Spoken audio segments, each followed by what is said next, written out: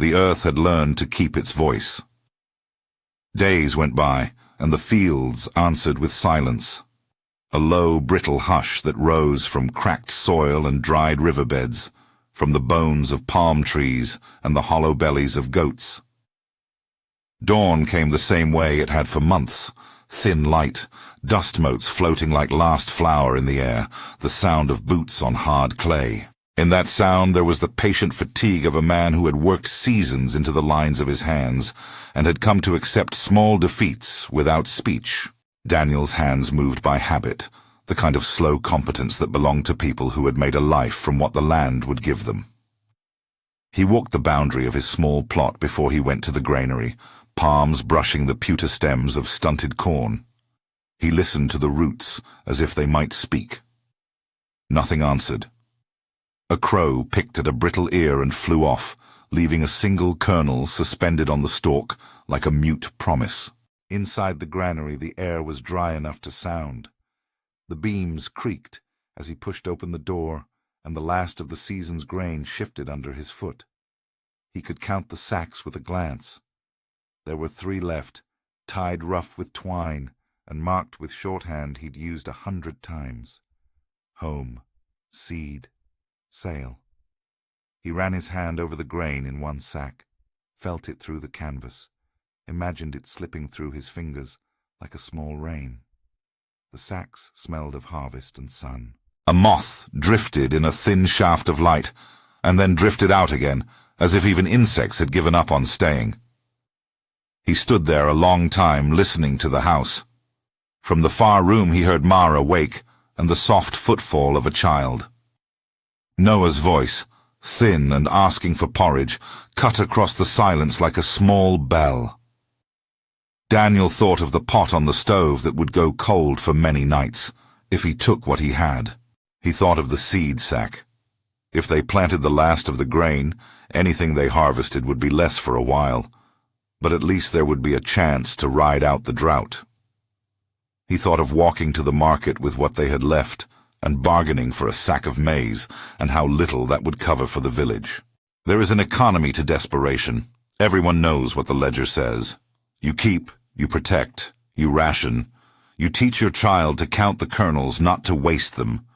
You close the door and sit quiet, because sound draws want, and want makes trouble. Daniel had learned that ledger by heart.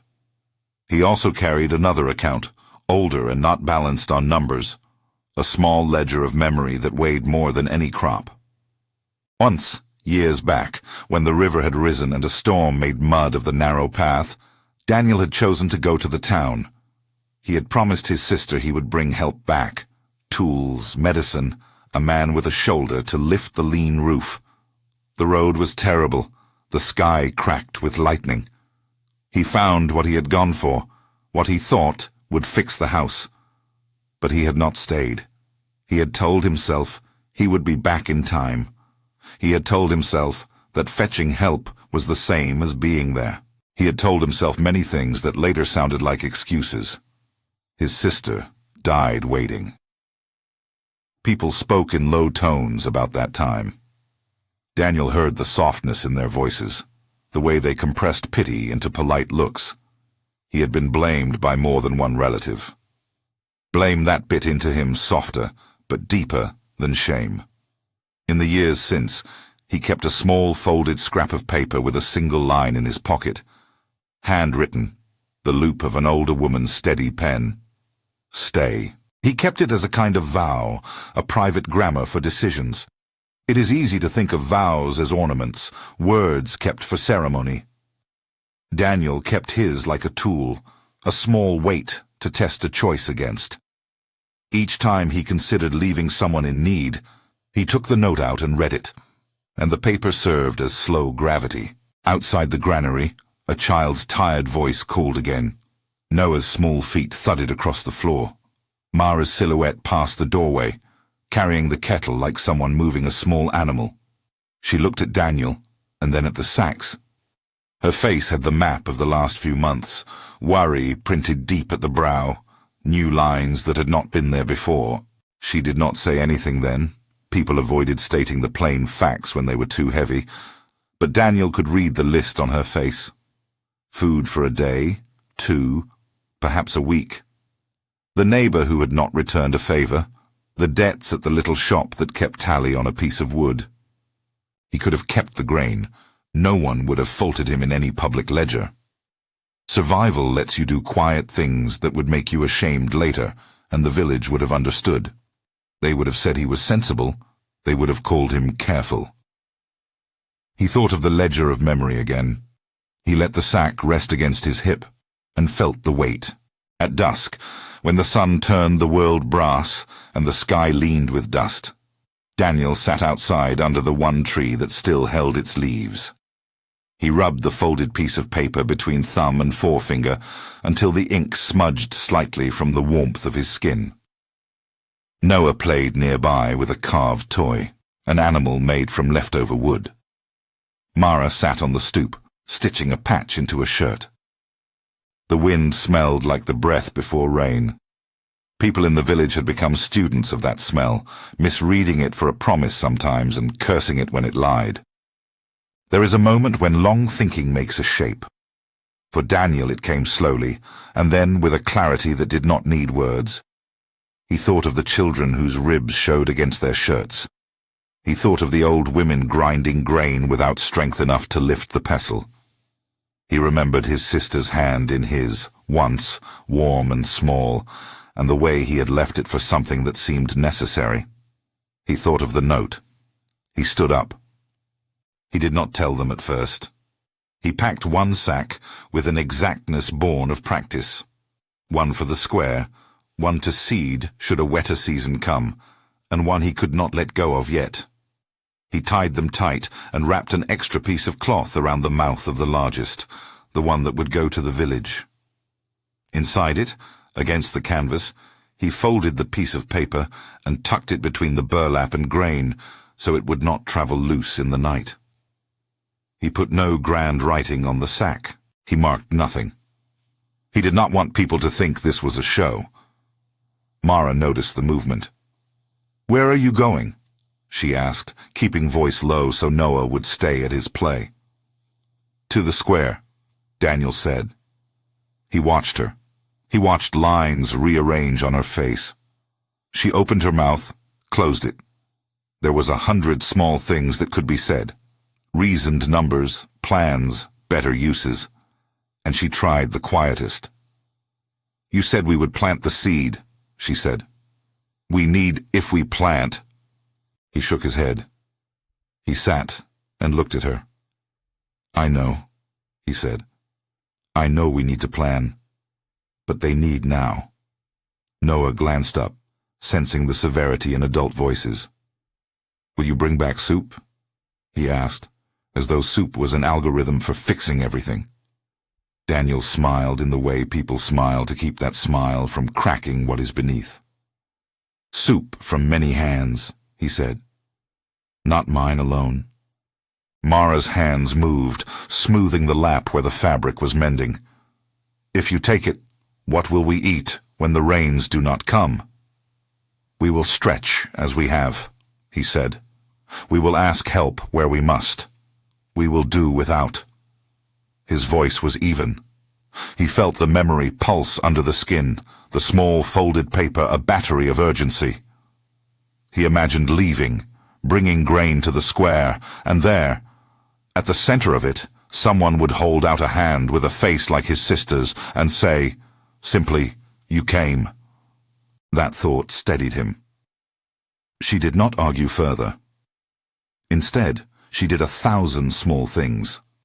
Wrapped a thin blanket around Daniel's shoulders, tied a wide scarf around Noah's neck, slid a little loaf into Daniel's bag. Her eyes said something else. "Do not make this a thing that leaves us alone." He nodded. On the path out of the compound, Daniel met Hector, who farmed the field 2 plots down and had the habit of overseeing other people's affairs, like a guard without a post. Hector's face showed the map of many decisions made under pressure, each line a ledger entry. He squinted at the sack over Daniel's shoulder. "You should keep it," Hector said, the voice of town meeting verdict. Seed's seed and food's food. If you give it away, what then? There's nothing we can do against this dry season. Daniel folded his hands. We can share, he said. There was no argument dressed up as principle in him. He said the simplest word he had. Share. Hector pursed his lips. And what about your family? What does your boy eat? He will eat, Daniel said. Maybe less often. Maybe not such good porridge for a while. But I will make sure he is fed. Hector's jaw worked. You always were soft with others. You see things other men don't. It was the same accusation and compliment folded together, as if softness is an error in the arithmetic of survival. Daniel turned away and walked on, the sack heavy against his shoulder. Dust rose underfoot and glittered in the sun like small coins he could not afford. The square was a hollow that had once hummed with barter and argument. Now it hosted less, a few mats spread under a bare shade tree, a barrel for collecting what little water came from the communal pump, a rack where an elder pinned a board with names of those who owed favors or goods. A low wall rimmed the square where the village gathered as a matter of muscle memory on mornings of communal news. That morning it felt like a breathing test. People stood, small groups forming and unforming like clouds. When Daniel arrived, there was a gathering already. An informal council had been meeting. Some of the farmers, some women who organized the small trades, old men who remembered seasons before the motor pump and took pride in their weather reading. They looked up when he arrived. Faces parted like grass. Daniel put the sack on the ground and unwound the twine. He did not stand on a crate. He did not make a speech. He sat on the ground as if he had always belonged there. He set the contents, simple, measured, onto the cloth that Mara had given him and started to ladle grain into smaller sacks, each measured by a practiced hand. People drifted closer, drawn by the certainty of food. There were murmurs. A few hands hovered, palms outstretched by custom or need. Some men stood back, arms folded, watching as if his act might be a test. A woman from across the square, elderly and hard-eyed, stepped forward and pressed a hand to the grain sacks. It will not be enough, she said. It was not a complaint. It was a fact listed. No, Daniel replied. It will not be enough. A young father held his child tight to his chest and edged forward. My wife is sick, he said. If you have any spare, His voice cracked, and the sentence broke. He did not finish. He didn't have to. Daniel handed him a small sack. The man's hands shook as he took it.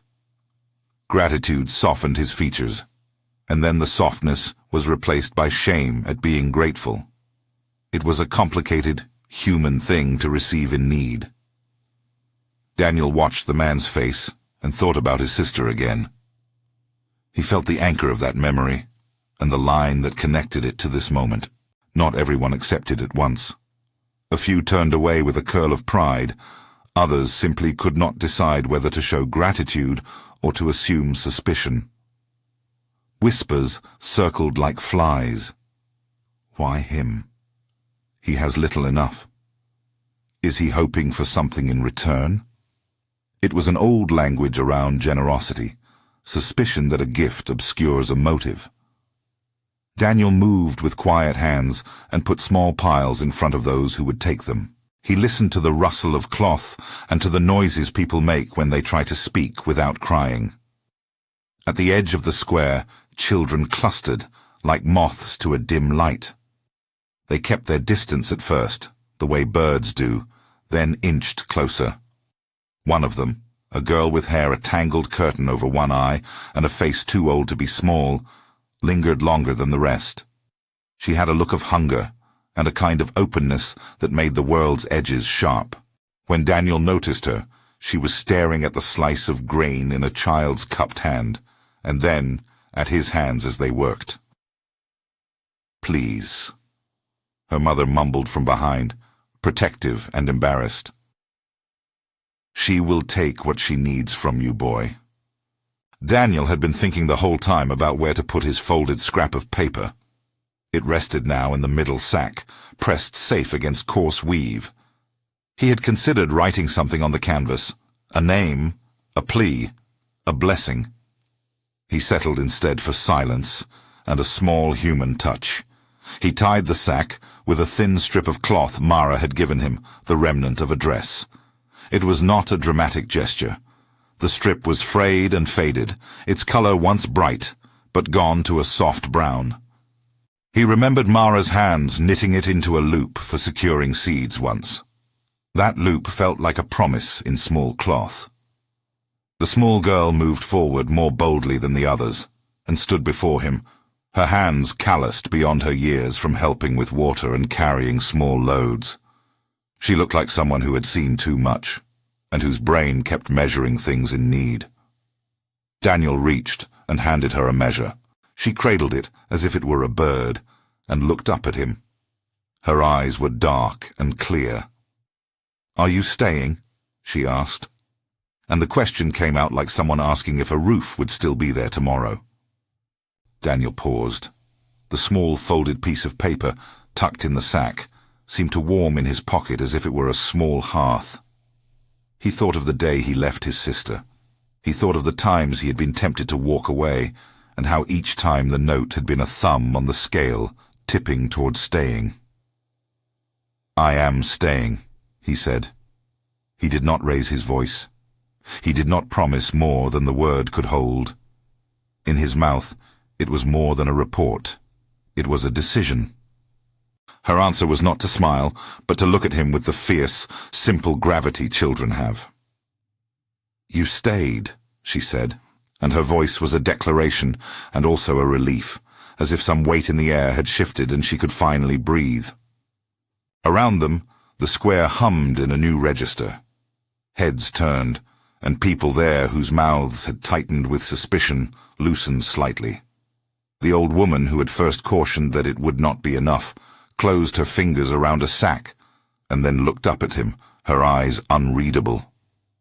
A low murmur began, not quite a prayer, not quite a blessing, something like recognition. Daniel felt a line inside him uncoil, a small bright tendon loosening. For a beat, all of his decisions collapsed into that single small sentence from a child. You stayed. It did not fix everything. It did not cancel the months of hunger, the debts, the gossip. It did not promise weather or that his family would not lose sleep over small appetites. But it made the motive plain. He had chosen to be present. Someone pushed a hand toward him then, an old man named Thomas, who ran the little lending circle in the village. Thomas had the habit of cataloguing the world as debts and credits. He put his hand on the sack and looked at Daniel, the way men look at other men when they want to measure the depth of a decision. "Why?" he asked, blunt in a manner that had nothing to do with rudeness, and everything to do with wanting to know whether the world had shifted. Daniel considered answering with a long speech about community or scripture, but he had never been a man of long speeches. He bent and, with the small, deliberate motion of someone used to doing necessary things without fanfare, he reached into the sack and brought out the folded piece of paper. He did not read it aloud. He held it between his fingers for a moment, showing it to Thomas without spectacle, then tucked it back. The gesture said what words might not, that his choice had a shape and a memory and a private authority. Thomas's eyes narrowed, then softened in a way Daniel could not read. He made a small, sudden movement as if putting an account to rest. He picked up a small sack and handed it to a woman whose hands were folded like a prayer. The action set off a chain, each movement small and necessary. The square filled with the humble clatter of people taking what was offered and giving the faintest nods in return. The exchange had the economy of survival. One person hands, another receives, dignity preserved by the order of things. Not everyone took. Some worried at their pride, some suspected that a gift meant obligations unseen. A few muttered to one another, measuring not only the grain, but the man who gave it. "What will he want later?" one said. "A favor? A vote?" Another voice, softer, asked whether perhaps the grain was only a bandage on a wound that would not close. The criticism, soft as a breeze, wound through the group. It was a normal part of human life. Generosity breeds questions, and questions breed suspicion. Children clustered nearby, reshuffling in their place as the small sacks were handed out. The girl, Maya, the one who had spoken, kept her sack tucked like a talisman. Her mother pressed a meaty hand to her daughter's shoulder, protective and grateful. Noah found Daniel and grinned, his face suddenly light with the glow of something he understood better than grown-ups. That his father had left the house and come back with more than his absence suggested. "Will there be enough?" Mara asked when Daniel later slipped away from the square to return to them. She stood at the doorway, hands empty, the sun behind her like a halo of small shame. He opened his mouth to explain the ritual of distribution, the small faith that people could be trusted to use what they were given with care, then closed it. Words could not contain the complexity of what had happened. He had seen the looks, he had seen the measures, he had made the choice. "No," he said finally, "there may not be enough, but there is less fear tonight." It came out softer than he expected, and in the silence that followed, both of them knew the difference between fear and need. The hush that wrapped around them was not a promise of rest, so much as a small respite, a momentary reprieve from the raw edge of hunger. Night pulled over the village. Lamps guttered in houses as neighbors argued at the edges of their homes about who would take water where and how to ration wood. Over everything, there was a quiet, like an animal settling down. Daniel sat on the step and took his folded paper from his pocket. He smoothed it like someone smoothing a child's hair. The word "stay" had faded slightly at the fold. The ink blurred a little from his thumb. He had never put the note out in the open before. For a lifelong of private vows, this was the first outward consequence. He thought of the ledger of his life again, and realized that some entries were not about calculus. They were about alignment. He had lived as the sort of man who always weighed both sides. Tonight, he had chosen a kind of tilt. The rest of the village would read that tilt how they would, as madness, as saintliness, as a fool's reckoning. Daniel did not need their definitions to make the choice true. The night brought a breeze that smelled faintly of far-off rain. He listened to the house breathe, to Mara's steady pattern as she hummed a small song that had no name but a rhythm of comfort. Noah slept in a bed he had learned to make small comforts for, a doll stitched from his mother's leftover shirts, a thin blanket, a carved animal whose tail had been whittled away and reattached at least 3 times. The sight of Noah's chest rising and falling steadied Daniel like a hand on his back. Before he slept, he pinned the smallest thing he had taken as a token from the square, a scrap of cloth, frayed at the edges, with the faint impression of a child's hand. He put it on the mantel where it would catch the morning light. The house felt smaller and fuller at once. There was the ache of cost, an ache he could already name, but could not yet measure in full. Hunger is not instant. It waits to surprise. There were debts, and there were critics. And there was the possibility that his move might cost more than he could afford. He lay awake for a while, thinking of the girl's small voice, and how those 2 words, "you stayed," had landed like a key turning. For a moment, the memory of his sister, and that terrible night where he had chosen the road over the waiting hand, and the way it had unbalanced him, seemed to fold into the present. The 2 events aligning like 2 halves of an old tool being put back together. Sleep came finally, not as surrender, but as a thin truce with the world. The next morning, he would need to be up early, checking the pumps, listening to the elders, doing the small politics of community. There would be people who needed more than a sack of grain. There would be plans to be made and tempers to be soothed. He thought of the note again, and the way a private vow had moved outward and become, for a while, a public fact. He felt the pressure of that fact, the eyes that would watch him walk the path between being a giver and being a man with obligations. Daylight returned, dry and honest. The sky held a hard plane of blue that would not yield to clouds. Word moved through the village like smoke. People who had been careless with talk now walked slower. Their voices dipped to nets that would not scare what had been offered. The small sacks had been given out whole or in part, the exact math varying on who took what. Some left with empty hands and heavy shoulders, others with a new light in their step, because food does something to the immediate body that money cannot always do, even if it buys less tomorrow. When Daniel walked through the market, such as it was now, a strip of awnings and empty crates, he felt the weight of the morning in new ways. Hector crossed his path and studied him, as if recalculating the man. No words were exchanged. There was a kind of civility that held its tongue when recalculation needed space. At the well, a group of women sorted pots and spoke quietly about where to plant a spare seed. The small changes that follow big gestures begin in low tones and find their rhythm in repetitive work. A neighbor carries a load for someone whose hands are weak. A father watches the goats for another family while they rest. It is the tedious work of binding a life together again. Daniel stopped by the old wall where children sometimes left drawings, small pictures drawn on scraps of paper with charcoal. He saw a child's simple picture pinned there, a house with smoke, a sun, and a small figure underneath. Over it someone had scrawled 3 words. "Thank you for staying." The handwriting was uneven, the letters leaning, but the meaning was clear. He felt something like trembling, a small sound inside the chest that was not fear or joy alone, but the composition of both. The village was not healed.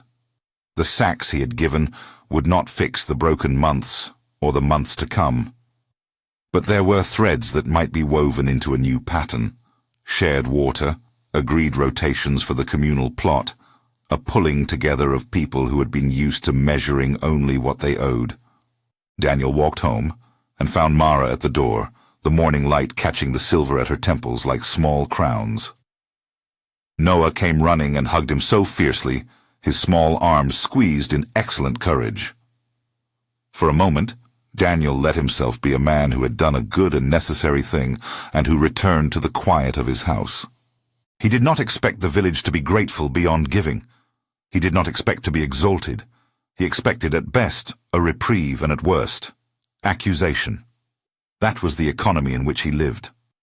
Even so, there was something in him that needed witness, not applause. Just that someone might understand why he had chosen to turn his sack into a gift. The girl's words were a kind of witness. A scrap pinned to the wall was another. Later that day, an elder came to the house. Tomas had the businesslike look of someone always accounting for the future. He sat on the step and watched Noah play. "You risked your own," Tomas said, not as accusation, but as observation.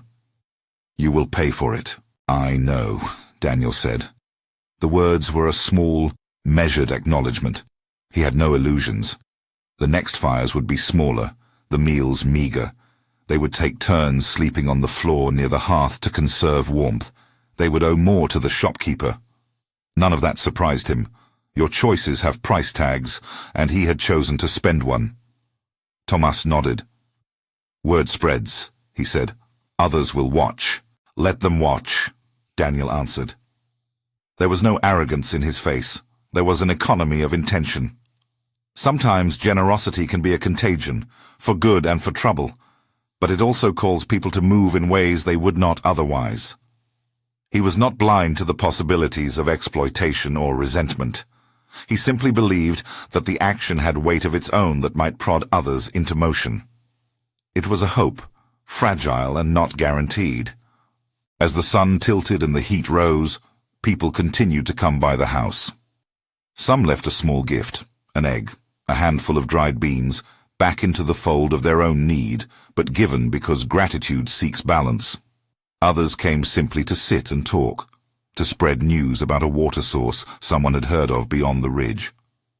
People began to swap small favors. It was the start of a hum, household by household. The village stitched a response. By afternoon, however, the undercurrent of doubt returned. There was talk that the town's trader might come before long and that he would look for leverage. There was the practical question of how to manage the communal seed. People argued, gently at first, and then with sharper edges, about allocation. Daniel listened. He spoke rarely, for he had learned that an excess of principle often complicates strategy. He showed instead. He returned one small favor immediately, taking a shift at the pump for a neighbor whose cough was bad and whose strength was failing. That evening, as the sun fell and the dust cooled, Daniel walked alone to the edge of his field. The first green shoot he had seen all season lay like a rumour in a cracked furrow, a fragile blade, pale and improbable.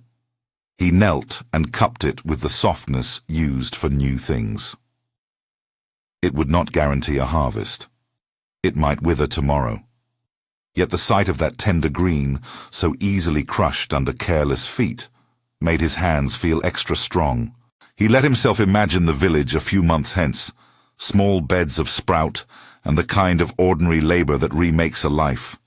Neighbors trading days of loosening earth, a child finally gaining weight, an elder able to rest without the constant noise of worry.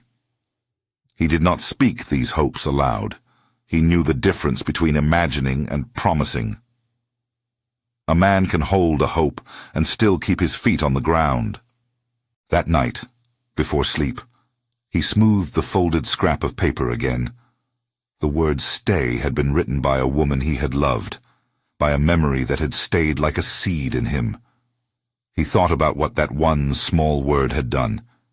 It had moved a private regret into a public act. He wondered about cost. He worried for Mara and for Noah. He felt the sting of some neighbor's suspicion and the warmth of some other's gratitude. The night after the sacks were given was quieter than the nights that had come before. People ate less that evening, but ate with a small sense of enough. Some slept a little deeper. The village began to breathe differently, an experiment in mutuality. The work ahead would be long and likely bitter at times. Generosity had made no miracle. The ledger was still open. There would be a reckoning, in currency and in spirit. In the edge of sleep, Daniel thought of the girl, Maya, and her simple, precise verdict. You stayed. The sentence stayed with him, as if it had a pulse. He had made a choice that responded to a private vow and expanded it into a shared moment. He had not acted for reply, nor had he acted to be seen. He had acted because the memory of leaving someone had been a blade in him that he could not ignore. Now, as the village rearranged its days around this small new variable, Daniel's action had shifted the shape of things in ways he could not yet chart. At dawn, more people would come to talk, to barter favors, to argue, to thank, to claim. The day would require decisions and negotiations, and perhaps more sacrifices. For now, he slept with a steadier breath. A small scrap of paper lay folded in his pocket, like a tiny altar, to a life he meant to live differently. Outside, the land was still hard and patient. Inside, there was a sense that something had begun. He would learn in the days ahead what he had set in motion. He knew the ledger would have more entries, debts to repay, favors owed, misunderstandings to smooth. He also suspected that what he had started had a stubbornness of its own, the kind that gathers people into action in ways that numbers cannot predict. When the sun rose higher, the village would need more than a gesture. It would need plans. Who would help the old woman with her well? Who would watch the goats for the week that the little father needed to go find wood? Which children would be assigned to gather water at dawn? Daniel would be asked to lead or to speak, or to simply do. He would have to decide again and again what staying meant. For one evening, a small piece had been bought. For the rest, the question of cost would sit like a shadow at the ankles of every good deed. He rose from the step and walked to the small garden behind the house. Noah came after him, barefoot and bright-eyed, eager as children are to see the world made tangible.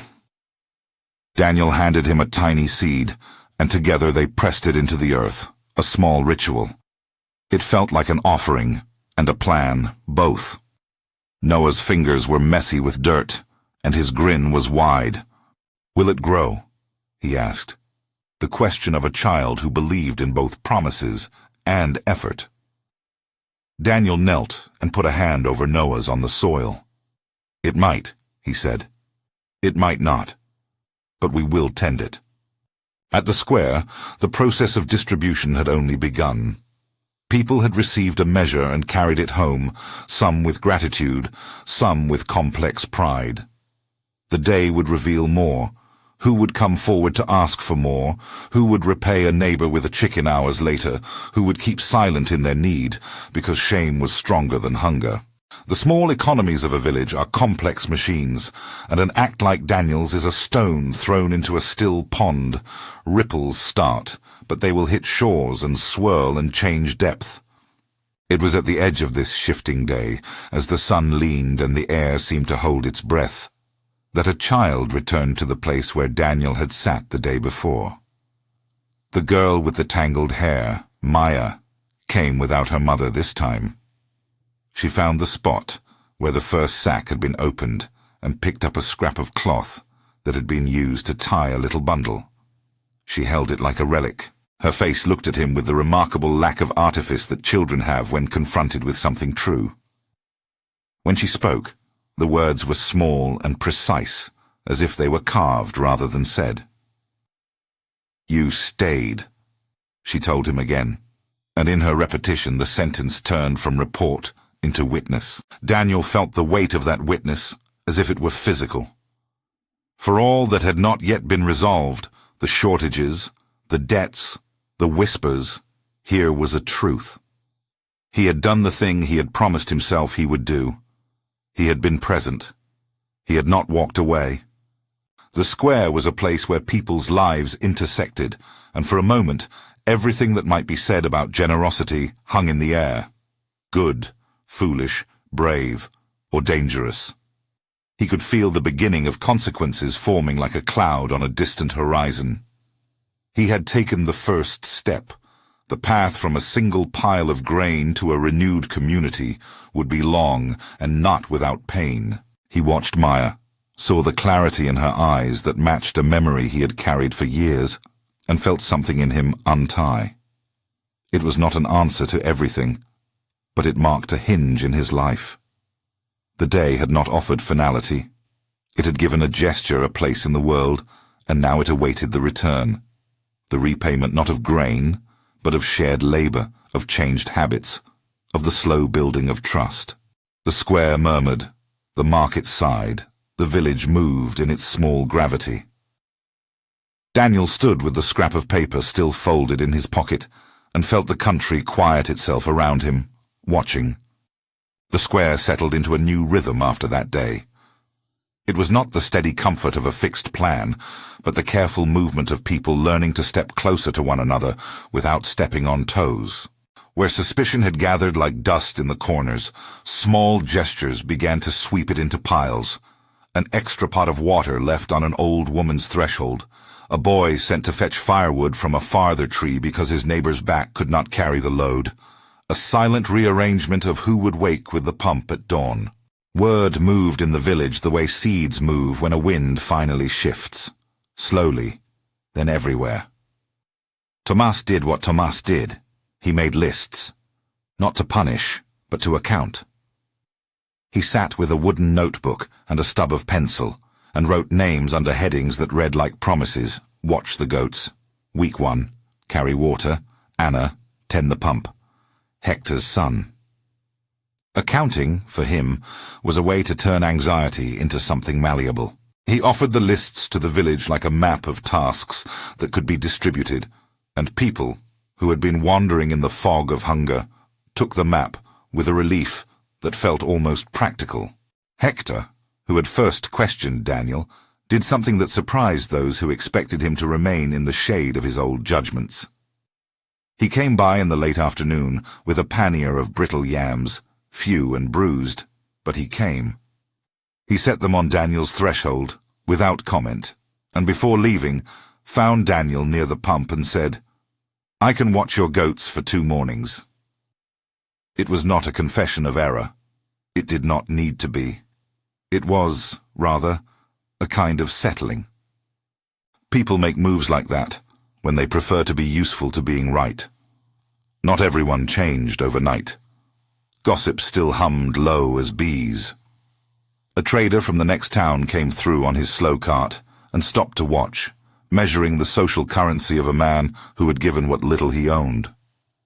That trader had a mind for leverage. He offered to sell a bag of seed on credit at terms that would bind a family for a season. Some listened with hungry eyes, others scorned him for his certainty of future profit.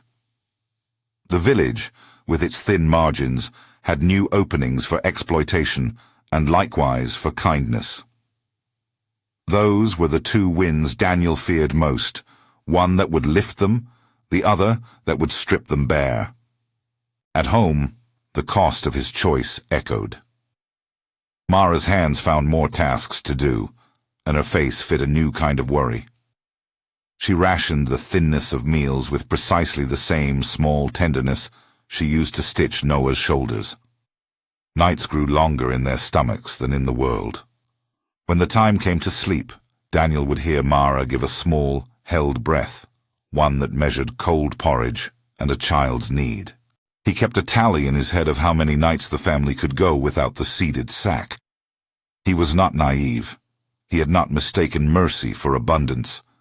He knew hunger's slow arithmetic. There were hard evenings. Once, as dusk drew the shadows long and thin like drawn curtains, Mara spoke a question that had weight. "What if the trader comes back and offers us more? On credit?" she asked, quiet but precise. Daniel stood at the window and watched Noah doze with his head on a pile of cloth. "We will borrow if we must," he said, "but we will borrow honestly. We will not do business that makes charity a debt on our bones." "And if you had not given the grain?" she pressed, because she needed to name the other ledger as well. He turned and met her eyes. "Then we would have kept warm for a few more nights and watched the village fail in silence. It is hard, but it is not the only way to survive." He did not try to gloss the hardship. He knew they were making a risk. He had not acted to be heroic. He had acted because he could not bear that memory of leaving anyone to wait without him. The days that followed were full of small negotiations.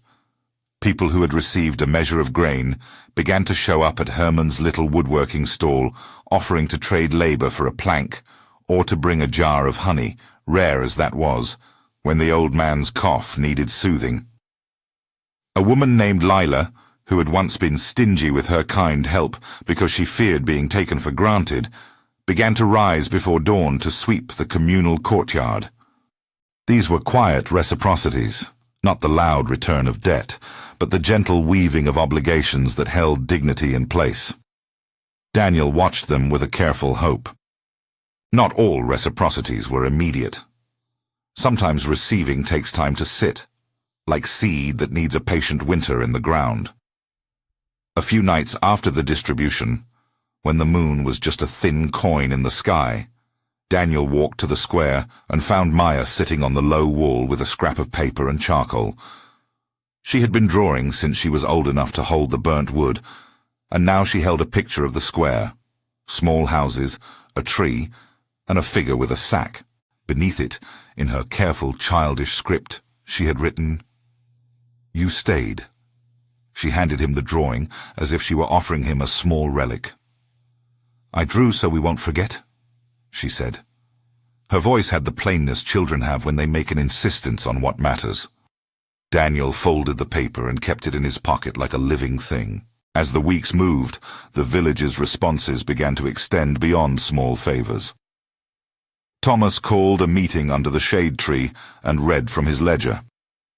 He proposed a modest plan, a rotation for the communal pump so it would not be overused, a shared plot near the well where families could plant hardy crops in turn, a bargain with the trader that involved pooled resources rather than individual debts.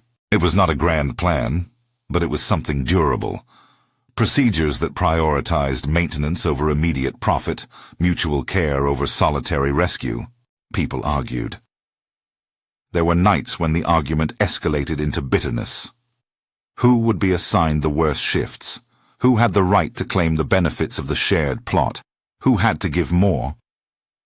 Daniel spoke rarely at those moments, but when he did, he spoke simply about what he had felt in the square. "We cannot measure all things in sacks," he said once, and the sentence landed with an honest clunk. It was not a moralizing sermon. It was a report of what he had seen. A woman stop holding her breath, a child whose cheeks were not as drawn, an old man who could eat without pain for a night. The practical things piled up. Someone organized a schedule for the pump. They dug a shallow trench to carry excess runoff to a low patch that might catch water when the rains finally came. That last measure had been suggested by a woman who had worked in the fields before the drought. The sort of knowledge that is neither new nor flashy, but becomes precious in famine. No one declared victory. No one pretended they had escaped the drought's teeth. But they had found ways to move like clockwork. As seasons do, the sky changed ever so slowly. Months passed. The sun continued its discipline. There was no sudden burst of green that year, no cinematic deluge. Instead, there were small rains that came at night sometimes, soft and tentative, dampening dust rather than filling rivers. When the rains happened, people went out to check the soil like mourners testing a pulse. Some sprouted shallow roots. Others withered under a second dry spell. One morning, around the time most men were walking to check their fields, Noah woke them before dawn. He had run his small hands over a patch where he and Daniel had planted a handful of saved seed and found a thin green, like the first laugh of a baby. Daniel felt a luck so thin it might tear, and yet he let himself put his hand over the sprout with the same tenderness he had used on a child's shoulder. "It may not last," he told himself aloud, because he believed in truth as a companion to hope. "But we will tend it." Noah listened and nodded solemnly, as if he understood the limits of certainty. News of the sprout did something small that mattered. It gathered a few neighbors to help tend that little patch. They lit a small, shared hope, no more than a plan for the next week, but enough to pull people out of the fog of passive waiting and into the work of carefully feeding possibility. Anna offered a morning to water, Hector's son promised to sit guard if the goats wandered, and Lila brought a bowl of soft porridge for Noah from what little she had kept. It was not a flood. It was a volley of small hands doing what they could. Not all consequences were gentle. The ledger of debts returned in other ways. The shopkeeper came by and adjusted the account he kept for Daniel's family, adding interest to what they had taken prior to the distribution. He was not cruel in his accounting. He was simply a man who existed to make a living and whose own margins were tight. When Mara went to the shop to negotiate a delayed payment, she came back with a look that had been leached of some color. "He will let us pay when we have something," she told Daniel, "but we must bring evidence of work, or someone must vouch." Daniel understood what barter and trust meant in a world that measures souls by ability to repay. At times, the village's new pattern faltered under the weight of fear. A hungry family asked for an extra measure that Daniel could not comfortably give, and Mara bristled when she learned of it. "We have our own children," she said, despair bristling into anger. "We did not need to be rich to be kind. We needed to know we would not be wiped out." It was not a betrayal of their earlier generosity. It was the honest recoil of someone who had done what she thought was necessary for the survival of her family. Their marriage bore those tensions, and they navigated them by returning again and again to small conversations that felt like retying knots. In those moments, Daniel admitted his fear. He did not pretend they had solved everything. He said simply, "I know we will owe for this. Mara's face softened with the kind of fatigue that makes room for truth. "I know," she agreed. "Just tell me we will not be foolish." They were not foolish. They were deliberate. That was a kind of courage, too. Courage does not require vanity. Often it is a small, steady kind of reckoning. The trader's shadow did not pass without contest. He came again, with the look of a man who tests a settlement. He offered processed seed, hybrid and promising, on terms that required collateral. Some in the village felt tempted. The promise of a better yield is a tempting one when the days have been full of empty bowls. Thomas proposed a community purchase, but with a rule. The seed would be purchased by pooled resources and would be given to families under an agreement to share labor in return. They would choose cooperation over one family being bound. The trader sniffed and left. Business for him was most comfortable when people were desperate and alone. Then came the day that the real test arrived. It was the late season, the period when the land usually begins to shift from tired into something that might, if tended, reward the work. A family from the outer ridge came to the square at dusk. They were desperate in a way that cut through decorum. A child there coughed and had the pale look of someone who had not been fed for a long time. The father fell to his knees and asked for more grain. His wife's eyes were raw with a mixture of hope and despair, and the father's hands shook as if he wanted to tear something open to reveal more. The village paused. Those who had been given little now found their compassion measured against their own fear. The rituals of distribution that had worked in the earlier days faced a harder question: how to balance fairness with immediate need. Tomas looked at Daniel. The old man's face was the map of many calculations. He said, without accusation but with a weight that was nearly prayer, "What will you do if they ask for the last sack?" Daniel held his breath like anyone does at a crossroads. He thought then of the nights his sister had waited, of the note in his pocket and its simple command. He thought of Noah and Mara and the way their lives had narrowed to what was necessary. He thought of Maya's face and the way her small statement had given him a place in the village's conscience. He knew this choice would have cost. He made it anyway. He stood and unbound the last sack, the one they had kept to seed with in better times. People watched. Some held their chins like judges, others had the raw, hopeful faces of the hungry. He opened the sack and, in the dim, began to divide the last of it. Small measures, firm, decided, until both the family and others who needed the grain had a portion. The act was not theatrical. There was no grand oration. He cut the final threads and let the grain divide under his hands like a plain magic. When the father took his measure, he looked as if the world had tilted under his feet and not thrown him. He clasped Daniel's hand and did not let go for a long moment. "I will pay back what I can," he said, voice thick. "I will plant." No one promised miracles. People promised work, small labor, care for one another's goats, the sharing of water. The father left with a measure and with a list of tasks to be done in return for the kindness. That night, the village hummed with a strange cocktail of exhaustion and energy. Quiet plans were being made around the new deficit. The trader tightened his eyes and counted possibilities. Tomas redid his ledger. Hector volunteered 2 days of work for Mara so she could rest.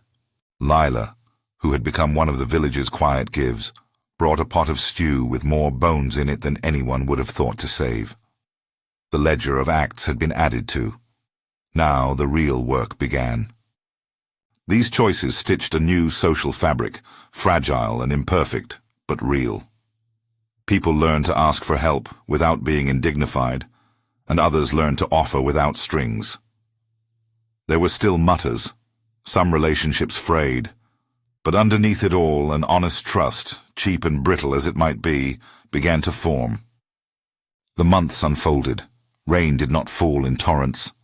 It arrived the way a slow-moving mercy arrives, nights of drizzle that made the dust into mud and mud into hope. They were not the rains of legend, but they were enough to coax more green from the earth. Families planted what they could, and some seeds sprouted, more stubborn than they had the right to be. When a field showed the first true blade of green, people gathered with the same quiet reverence they might give to a child taking its first steps. They had not expected miracles, and they were careful to speak of what they saw as possibility, not providence. One evening, as the stubble began to show green again, Maya came running to Daniel's house with a bundle. She had tied a scrap of cloth into a neat knot, Mara's old scarf perhaps, or another piece saved from a garment, and inside it was a small, folded slip of paper. On the slip, in a child's uneven hand, someone had written a few words. "Thank you for staying." Maya put the bundle in Daniel's hands. "We made it," she said simply, as if her language could not make enough room for the complex truth that doing had led to something. Daniel felt the lump in his throat, as if he were a child. He thought for a moment of how that scrap of paper in his pocket, the one that had told him to stay, had traced a line from a private vow to a public action, and now returned to him as a public sign. He pinned Maya's note upon the wall near his door, among the children's drawings and the small tokens that had been left on their threshold. It fluttered there in the wind, like a small medal. Not every hand that had once been suspicious became a friend. A few people kept their distance, convinced the gesture had strings. But there were changes no small critique could erode. Children gained weight slowly. A neighbor offered to mend Mara's broken roof. A father who had once judged Daniel's softness now helped him bring in a small harvest from a plot they had tended together. Hector's earlier scorn had softened into a grudging respect. He asked Daniel one day, not long after harvest, to teach him a trick about watering that he'd learned from his mother. Daniel taught him. They both learned. Mara and Daniel were not immune to the consequences of their choice. Debt still darkened their doorway. There were months when the porridge was thin and the nights sharp. But there was also something that could not be counted on a ledger, a steadier sleep in the bone, an interior softening of fear into a manageable human worry. Their family adjusted. They ate less sometimes, yes, but they also ate with the knowledge that their scarcity had been part of saving others from more immediate danger. There is a dignity in that, even when it comes wrapped in worry. In time, the village began to reimagine itself as a place where people did not always act in isolation. The small plot near the pump grew into a community garden of sorts. People rotated their days of tending not out of an enforced discipline, but because they had come to rely on one another's hands. Thomas's ledger, once a mechanical thing of obligations, began to include names followed by small notes. Helped at well, brought water to Lila, took shift, as though kindness had become a legitimate line item. At harvest, there was no sudden festival of plenty. That was not the story their months had lived, yet the yield was not nothing. It was a small, honest return for the labor they had put in together, handfuls taken, enough to ease the sting of the lean months and give a measure of security for the next cycle. People made plans, not because they expected a miraculous overturning, but because they had built structures, agreements, shared work, rotation, that made future labor less precarious. One soft morning toward the edge of the next season, Daniel walked the boundary of his small plot. The soil had some give now. He knelt and touched the earth where he and Noah had planted the small seed that grew into a blade of stubborn green. He felt the contact of soil and skin like a blessing that needed no words. Noah came running with a wooden bowl and a stick for digging, and they worked together, side by side. The boy's small hands were dirt-streaked and sure. "It's growing," Noah announced with his customary triumph. Daniel smiled and let the feeling warm him, as if it were a small fire in his chest. He thought of the scrap he had kept in his pocket for so long, the command that had been both chastisement and compass. He smoothed it once more between his fingers, and then, with a steady hand, placed it inside a small frame they had made from an old plank. On the frame, he tacked Maya's drawing and the folded slip that said, "Thank you for staying." He hung them near the doorway where visitors would see them, and where, in years to come, they could be a quiet story told to children who needed a model of what it means to be steady in love. The village was not fixed, and the farmer was not a saint. There were still arguments over water rights and the traders' occasional sharp offers. There were nights when Mara lay awake counting the costs. But the turning had begun. Small, awkward, human turns toward each other that would, with patience, make the community less brittle. One afternoon, a woman whose family had been among the first to receive the grain returned something to Daniel. It was not the grain. It was a work of small, determined gratitude. She had mended the sleeve of Mara's coat and embroidered a small pattern along the cuff, tiny stitches recreating the loop of color in the thread Mara had once used. When she presented it, she did so with hands that trembled with something beyond courtesy. "You kept us alive," she said. "We keep you alive too." Her words were not grand. They were precise and full of the practical truth of reciprocation. When the rains came for real, later than any of them hoped, and less than some had dreamed, it did not feel like magic. It felt like the culmination of routine work. Drains filled that had been cleared by neighbors, beds watered by hands who learned to schedule compassion, seeds that had been saved and planted with shared care. The sky gave them what it would, and they used it. There were still dry spells and late frosts that took a slice of yield, but there had been a change in how people faced such blows. They did not collapse into isolated shame. They consulted Tomas's ledger, they reorganized tasks, and they asked for help without the old core of despair. Years later, if someone from another town passed through the square and asked to know what had changed, a child might point to the little frame on Daniel's wall and say simply, "He stayed." The child would not be making a theological claim, but stating an observed fact. The man had been there when staying mattered. That small insistence, observable, plain, mattered more than any hymn or sermon to the people whose bellies had been full enough to sleep. When the harvest that followed finally came, it was modest and honest. It would not fill every silence with music, but it filled enough bowls to buy a community oven and to seed the shared plot with more than one family's hopes. That was not the end of hard days, but it was the beginning of a new ledger. One where lines like neighborly help and pooled seed counted as capital. Daniel's family recovered some margin.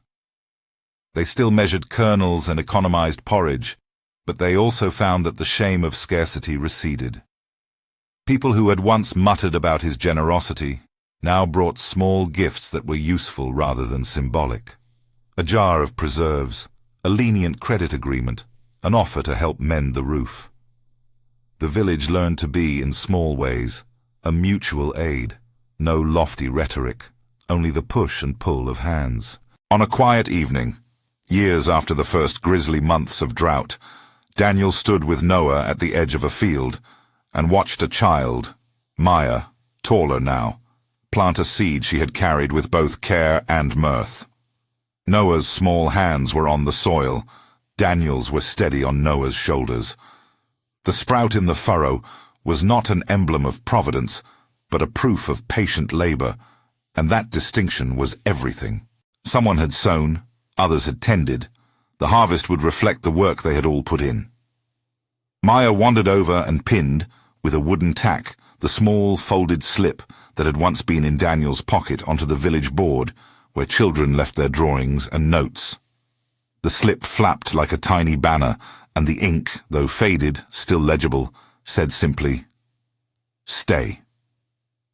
Next to it, someone had tacked their own note, "Thank you for staying." Children and adults alike paused to read both. The board had become a kind of public altar for ordinary things that mattered, a place to remember the decision that had altered the cadence of a small community. Daniel did not stand at the center of any ceremony. He never wanted that. He preferred the quiet, the way a shared loaf tasted better because everyone had helped bake it, the low talk of neighbors planning the next rotation at the well. But sometimes, when the sun sat like a coin along the horizon and the field cast long shadows, people would come by his gate and leave small tokens. They would ask him, not with reverence, but with simple curiosity, whether he had any advice for another family facing a choice to give or to protect.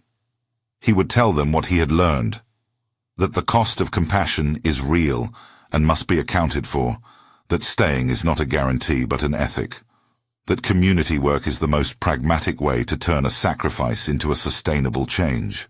There is a kind of faith that speaks in loud proclamations. Daniel's faith was not that.